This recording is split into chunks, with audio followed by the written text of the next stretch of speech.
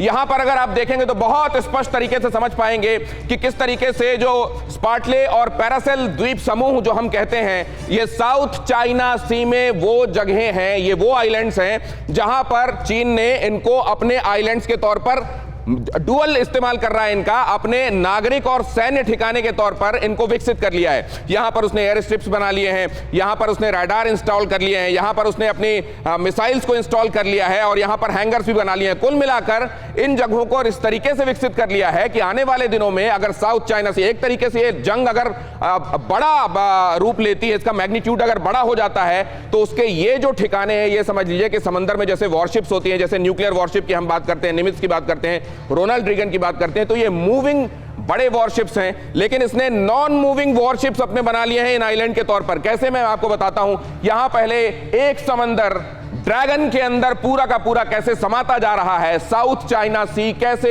एक समंदर ड्रैगन के अंदर समाता जा रहा है, जरा वो देखिए आप। यहां पर अगर आप बहुत ध्यान से देखेंगे तो यहां नीचे ये जो हिस्सा दिखाई दे रहा है, ये है पैरासेल द्वीप समूह, ये है पैरासेल द्वीप समूह और ये है स्पार्टले द्वीप समूह। पहले आप ये देखिए कि स्पार्टले द्वीप समूह में कौन कौन से द्वीप आते हैं। ये है Cuarteron Reef, Fiery Cross Reef, Gaven Reef, Hughes Reef, Johnson Reef और मिस्चीफ रीफ के साथ सूबी रीफ। इन तमाम जगहों पर उसने अपने एयर स्ट्रिप्स डेवलप कर लिए हैं, उसके साथ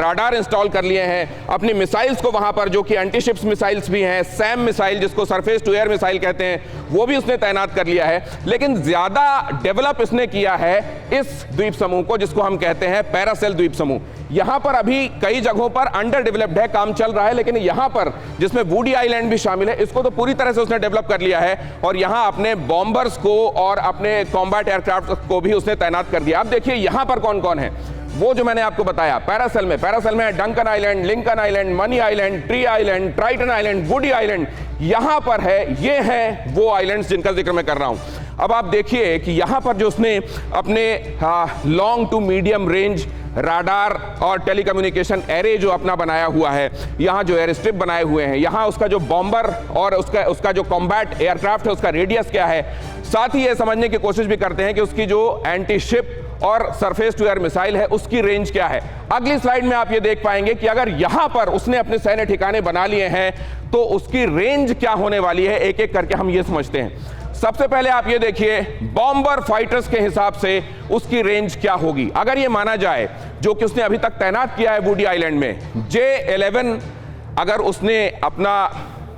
कॉम्बैट एयरक्राफ्ट तैनात किया और H-6 बॉम्बर तैनात किए, तो H-6 बॉम्बर का उसका जो कॉम्बैट रेडियस है वो क्या होने वाला है, कहां तक जाकर वो बम गिराकर वापस लौट सकता है, वो जरा देखिए आप। यहां ये मान लिया जाए कि उसने अपने जो एयर स्ट्रिप बना लिए हैं वहां अगर वो अपना H-6 तैनात करता है या वुडी आइलैंड से उसके H-6 उड़ान भरते हैं, तो ये रेंज होगी। आप देखिए ये जो आपको दिखाई दे रहा है ये पूरी की पूरी रेंज, और आप देखिए ये कितनी दूर तक आती है। इसमें साउथ चाइना सी से लगे हुए पूरे के पूरे देश कवर होते हैं। यहां ये ताइवान को अपनी जद में ले रहा है, चीन के एक बड़े हिस्से को ये प्रोटेक्ट कर रहा है, उसको सर्विलेंस दे रहा है, और यहां पर वो अपनी ताकत आप देख रहे हैं इन आइलैंड्स पर काबिज हो जाने की वजह से किस तरीके से बढ़ा रहा है।